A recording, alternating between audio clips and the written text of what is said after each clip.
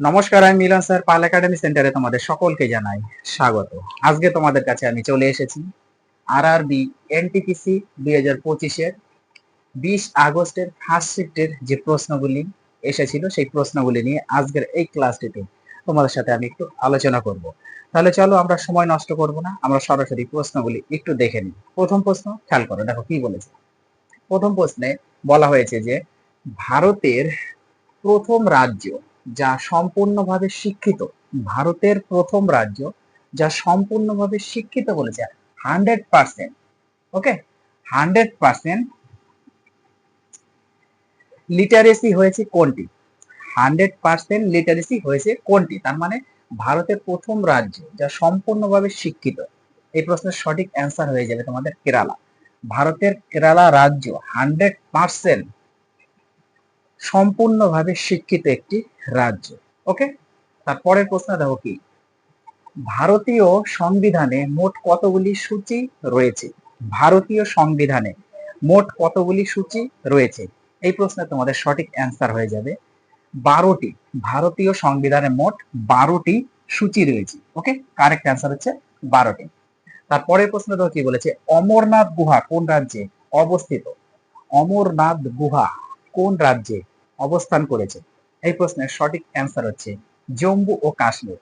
জম্মু ও কাশ্মীরে ভারতের অমরনাথ গুহা রয়েছে। তারপরে প্রশ্ন দেখো কি, চন্দ্রযান 3 কবে উৎক্ষেপিত হয়? চন্দ্রযান 3 কবে উৎক্ষেপিত হয় বা উৎক্ষেপিত হয়েছিল? এই প্রশ্নের সঠিক অ্যান্সার হচ্ছে 2023 সালে। 2023 সালে চন্দ্রযান 3 উৎক্ষেপিত করা হয়েছিল। তারপরের প্রশ্নটাও কি বলছে, ভারতের সবচেয়ে ছোট রাজ্য কোনটি? ভারতের সবচেয়ে ছোট রাজ্য কোনটি? অনেক সময় তোমাদের আয়তনের দিক থেকে, এটা সবসময় আয়তনের দিক থেকে অ্যাকচুয়ালি ধরা হয়। ওকে, তো এখানে তোমাদের বলেছে ভারতের সবচেয়ে ছোট রাজ্য কোনটি। এটা মনে রাখবে যে আয়তনের দিক থেকে সবচেয়ে ছোট রাজ্যই হচ্ছে গোয়া। ভারতের সবচেয়ে ছোট রাজ্য বা আয়তনের দিক থেকে ছোট রাজ্য হচ্ছে গোয়া রাজ্য। ওকে, তারপরে প্রশ্নটা কি বলেছে, 2024 সালে ভারতের প্রথম মহিলা নৌবাহিনী চিফ হিসাবে কি দায়িত্ব নেন? 2024 সালে ভারতের প্রথম মহিলা নৌবাহিনী চিফ হিসাবে কে দায়িত্ব নেন? এই প্রশ্নের সঠিক অ্যান্সার তোমাদের রিয়ার অ্যাডমিরাল, রিয়ার অ্যাডমিরাল প্রীতি কুলকার্নি। রিয়াল অ্যাডমিরাল প্রীতি কুলকার্নি। খুবই ইম্পর্টেন্ট কোশ্চেনটি। রিয়াল অ্যাডমিরাল প্রীতি কুলকার্নি হলো 2024 সালে ভারতের প্রথম মহিলা নৌবাহিনী চিফ হিসাবে তিনি দায়িত্ব নিয়েছেন। তার পরের প্রশ্নটাও কি বলেছে, 2024 সালে অমৃত ভারত, 2024 সালে অমৃত ভারত স্টেশন স্কিম, অমৃত ভারত স্টেশন স্কিমের আওতায় পশ্চিমবঙ্গের কোন স্টেশন প্রথম উন্নতি হয়েছে? আরেকবার রিপিট করে প্রশ্নটি দেখো। বলেছে 2024 সালে অমৃত ভারত স্টেশন স্কিমের আওতায় পশ্চিমবঙ্গের কোন স্টেশন প্রথম উন্নতি হয়েছে? এই প্রশ্নের সঠিক অ্যান্সার হচ্ছে হাওড়া জংশন। পশ্চিমবঙ্গের হাওড়া জংশন উন্নত হয়েছে। তারপরে প্রশ্ন দেখো কি, 2024 সালে অস্কার পুরস্কারে সেরা আন্তর্জাতিক চলচ্চিত্র কোনটি জিতেছে? 2024 সালে অস্কার পুরস্কারে সেরা আন্তর্জাতিক চলচ্চিত্র কোনটি জিতেছে? এই প্রশ্নের সঠিক অ্যান্সার হচ্ছে All Quiet on the Western Front. Okay, All Quiet on the Western Front. 2024 সালের অস্কার পুরস্কারের সেরা আন্তর্জাতিক চলচ্চিত্র কোনটি জিতেছে? All Quiet on the Western Front. এই কোশ্চেনটি অ্যান্সার। তারপরের প্রশ্নটা কি বলেছে, 2024 সালে ভারতের প্রথম 2024 সালে ভারতের প্রথম semi high speed, semi high speed, হ্যাঁ, ফ্রেইট ট্রেন চালু হয়েছে কোন করিডোরে? 2024 সালে ভারতের প্রথম semi high speed freight train চালু হয়েছে কোন করিডোরে? এই প্রশ্নের সঠিক অ্যান্সার হচ্ছে Mumbai Ahmedabad. Mumbai to Ahmedabad. Okay, Mumbai to Ahmedabad এটা শুরু হয়েছে।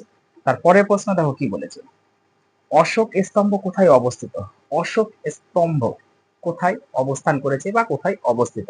এই প্রশ্নের সঠিক অ্যান্সার হচ্ছে সারনাথে। সারনাথে অশোক স্তম্ভ রয়েছে। ওকে, তারপরে প্রশ্ন দেখো কি বলেছে, পরের প্রশ্নে চোখ রাখো। দেখো পরের প্রশ্নে বলা হয়েছে যে Ctrl plus N CTRL plus N কি করে?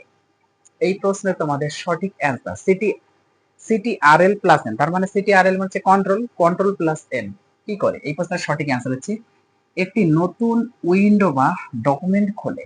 একটি নতুন উইন্ডো বা ডকুমেন্ট খোলে যদি কন্ট্রোল প্লাস এন করা হয়ে থাকে, তাহলে একটা নতুন উইন্ডো বা ডকুমেন্ট খুলবে।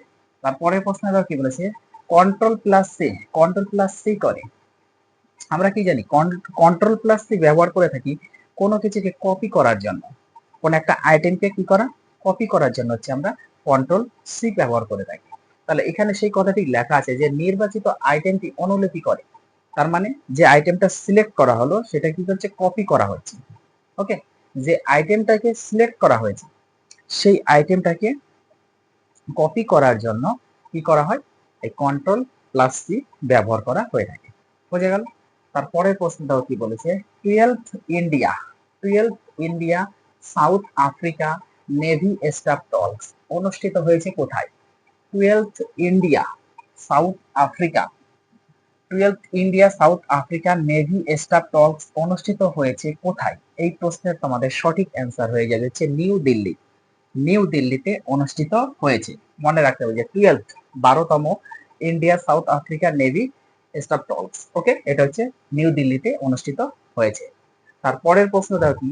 পেশি ক্লান্তির জন্য দায়ী কে? আমাদের শরীরে যে পেশি, এই পেশি ক্লান্তির জন্য দায়ী হচ্ছে ল্যাকটিক অ্যাসিড। ল্যাকটিক অ্যাসিড হচ্ছে পেশি ক্লান্তির জন্য দায়ী। তারপরের প্রশ্ন দেখো, আই ডু এই বইটির লেখক কে? এই বইটির লেখক হচ্ছে রঘুরাম জি রাজন হলো আই ডু এই বইটির লেখক। তারপরে প্রশ্ন দাও কি বলেছে? তিলাইয়া বাঁধ কোন নদীর উপর অবস্থিত? তিলাইয়া বাঁধ কোন নদীর উপর অবস্থিত? এই প্রশ্নের তোমাদের সঠিক অ্যান্সার হয়ে যাবে হচ্ছে বরাকর নদীর উপর রয়েছে তিলাইয়া বাঁধ।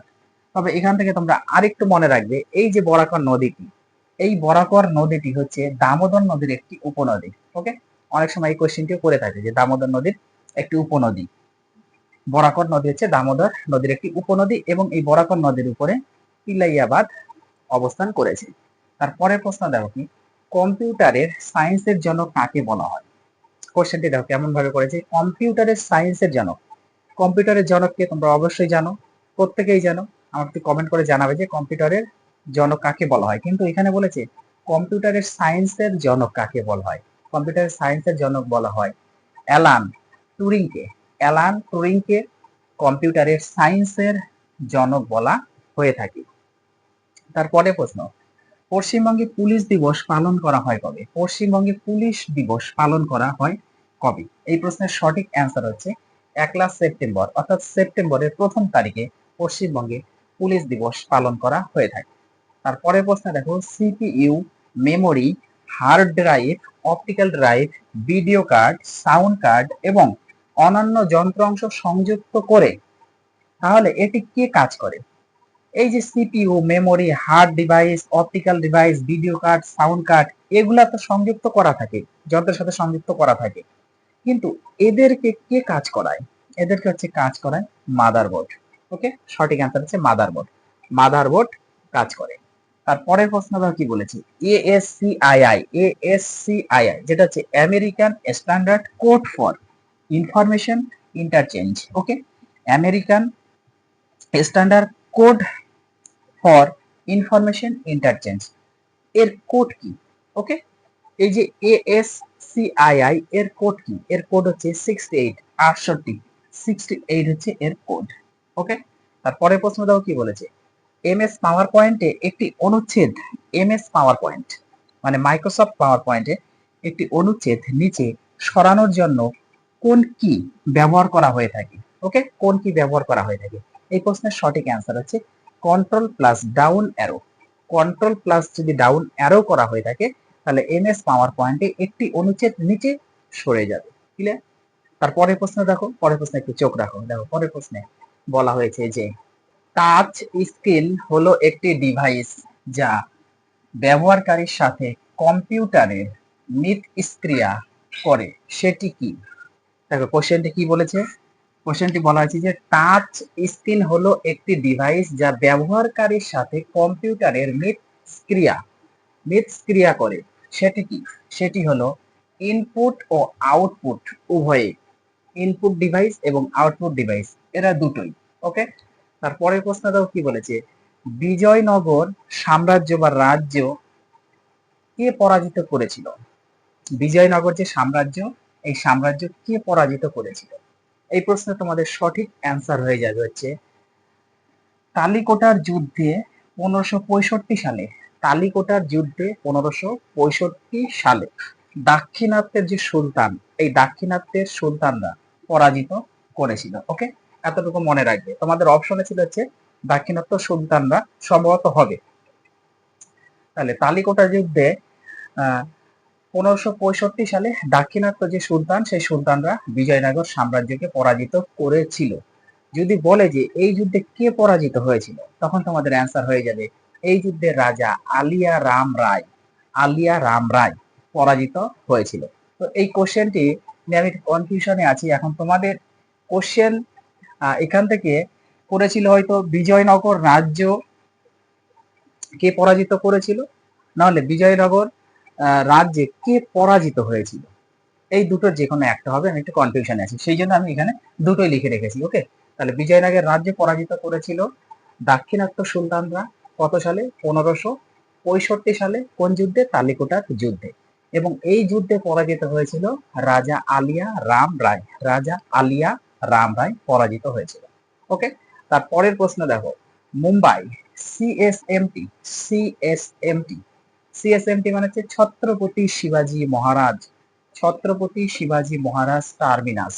মুম্বাই ছত্রপতি শিবাজি মহারাজ টার্মিনাস, যেটা হচ্ছে সিএসএমটি বলা হয়, এর স্থাপত্য শৈলী কি? কি ছিল? এই প্রশ্নের সঠিক অ্যান্সার হচ্ছে ভিক্টোরিয়ান গথিক ছিল এর স্থাপত্য শৈলী। তার পরের প্রশ্ন দেখো কি বলেছে, ভারতীয় সংবিধানের 244 নং অনুচ্ছেদে কি আছে? ভারতীয় সংবিধানের 244 নং অনুচ্ছেদে কি আছে? এই প্রশ্নের সঠিক অ্যান্সার আছে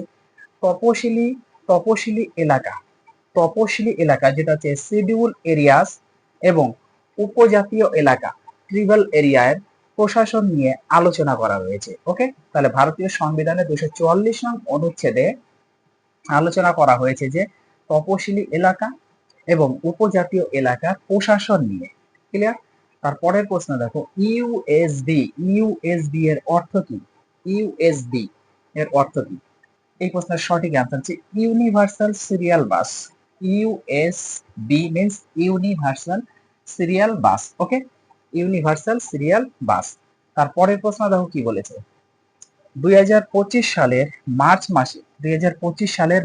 মাসে প্রচন্ড প্রহার সামরিক মহড়া কোথায় অনুষ্ঠিত হয়েছিল? 2025 সালের মার্চ মাসে, অর্থাৎ এই বছরের মার্চ মাসে প্রচন্ড প্রহার সামরিক মহড়া কোথায় অনুষ্ঠিত হয়েছিল?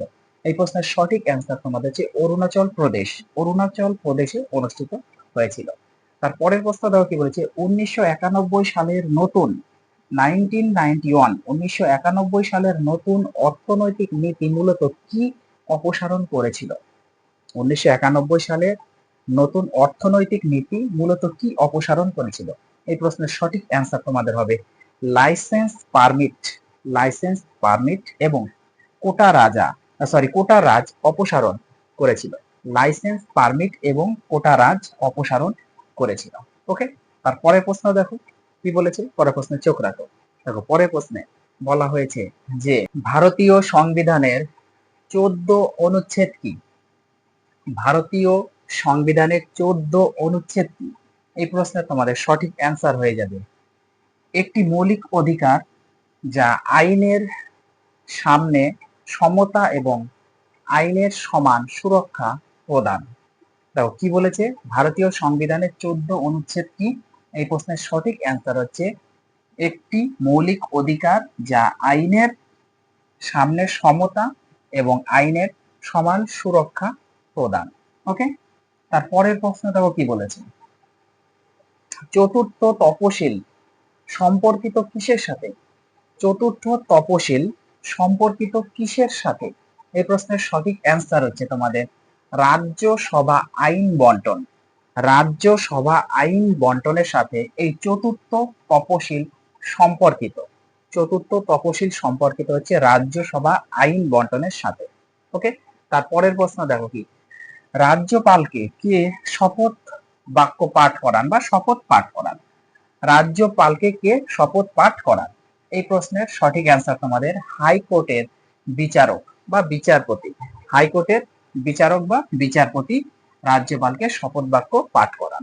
তারপরের প্রশ্ন দেখো, আইপিসি আইপিসি এর ধারা কি বা 498 এ কি? আইপিসি এর ধারা কি বা 498 এর এ কি? এই প্রশ্নের সঠিক অ্যান্সার হচ্ছে এটি আইপিসির একটি ধারা যা বা বিবাহিত মহিলাদের বিরুদ্ধে স্বামী বা তার আত্মীয়দের দ্বারা ধর্ষণের সাথে সম্পর্কিত। দেখো কি বলেছে, এটি আইপিসির একটি ধারা বা বিবাহিত মহিলাদের বিরুদ্ধে স্বামী বা তার আত্মীয়দের দ্বারা ধর্ষণের সাথে সম্পর্কিত। ওকে, 498 এ ক্লিয়ার। তারপরের প্রশ্ন দেখো কি বলেছে, বিজয়নগর সাম্রাজ্যকে কোন যুদ্ধে পরাজিত করেছিল?